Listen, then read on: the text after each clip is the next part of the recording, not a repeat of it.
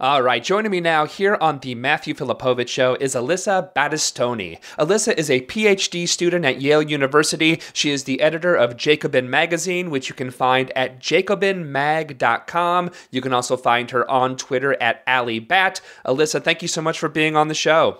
Thanks for having me. So, Alyssa, you have a couple of really, really great articles up in the new issue of Jacobin. The first is called Alive in the Sunshine, where you delve into environmentalism and the big things that are actually stopping us from actually dealing with this very present problem. So let's talk about the big stumbling blocks that you write about, consumption and jobs. Tell us all about it. So I think one of the problems when we talk about environmentalism is that there is this language of, cutting consumption that, nobody really likes to hear. And that sounds, I think, a lot like a language of austerity or something where there's, a lot of lecturing about how we've overused resources and we need to tighten our belts and things like that. And I think it's really easy for that to tilt into sort of, anti-consumerist, really crude anti-consumerism that's just saying, having things is bad and anyone who has things is bad and people feel guilty and that's, things are great. There's some really nice things that people like. And so it's not really a great message. People don't want to hear everything that you own is terrible and everything that you consume is terrible. And then I think the other problem is that there's long been this sort of idea that environmentalism kills jobs and that environmental regulations or attempts to protect, some form of natural environment or species protection or something like that is going to encroach on jobs for people who need them, and that people will then, be left without a source of livelihood or income or something because, the classic case is this sort of, idea that there's somebody's going to lose their job as a logger because, an environmental group wants to protect the spotted owl, being that sort of like famous case of like the 1980s. And so that's always, I think, the way that that dichotomy gets set up as save the environment or have a job. And so I think those two things have long been a problem for folks who want to talk both about protecting the environment and who are concerned with people's ability to provide for themselves, for their families, and to enjoy nice things every now and then. Right. So you actually, you write about that you think there's actually a way to cut, because like those are two arguments that people, again, like kind of have this sort of like knee-jerk reaction to that's like, oh, but I like my giant house. I like my giant television that sucks a lot of energy. I like all these things. I like driving a car that pollutes. I like all these things. Also, how can we have Joe the coal miner lose his job here? So, but you actually have an idea of actually how to try to get past that initial knee-jerk reaction to this big crisis. So tell us all about the way you think we should kind of actually go about getting past those blocks that exist.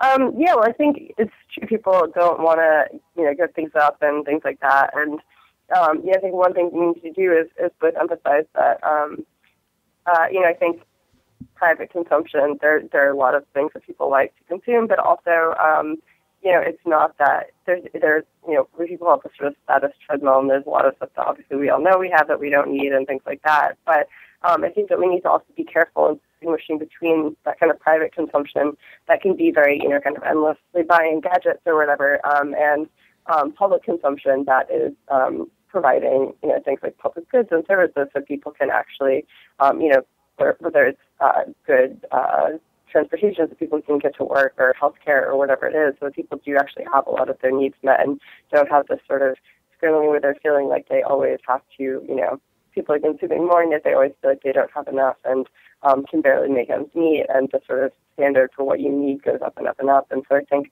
one thing to do is to make sure we're talking about, public consumption and committing to that. But I think that there's the thing that I really write about in the piece and that I think is a really important part of this puzzle is that, where you do see a lot of environmentalists talking about public consumption in the form of things like, we need to have more public works projects. And that's where the idea of the sort of green jobs program comes in, because it's the sort of idea that, we have like a Green New Deal or something, where instead of the last time there was a big economic recession, depression, in that case, of course, the response to it was to stimulate consumption by creating all these public works programs that would employ people, stimulate consumption, and get the economy going again. But the problem, of course, in our case is that while people, are putting forth proposals to get the economy going again through consumption, if consumption is actually also a problem for environmental issues, for climate change, for things like that, we don't want to fix it by consuming more. And so I think we need to look at some of the other ways that people thought about coping with the Depression. And one of the things that the labor movement proposed was working less, was working 30 hours a week instead of 40. And I think we need to be thinking more about why that might be an appealing option. And I think there's been a lot of work lately where people have been looking at, how much work we need to be doing to have a, high standard of living. And, there's research out there showing that we could, work 4-hour days without any decline in standard of living, that we could cut energy consumption a significant amount by shifting to a schedule just like Western Europe, which isn't even, this huge difference. So I think there's like a lot of ways that we can look at